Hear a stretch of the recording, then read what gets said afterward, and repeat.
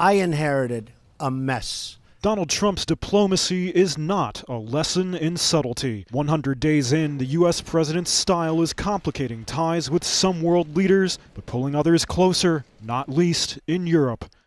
There goes that relationship. Reuters special correspondent Noah Barkin has watched it from the continent. European diplomats initially saw Trump as an impulsive leader who hadn't had a lot of experience with some of the big issues, whether it be Syria, Iran, the European Union. I think they're finding that Trump is moderating some of his views on Russia, on NATO, on trade.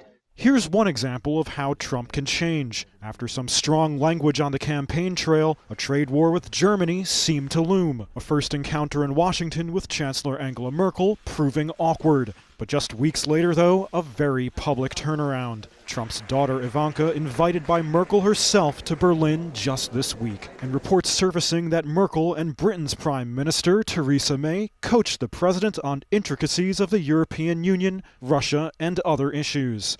I said it was obsolete. It's no longer obsolete.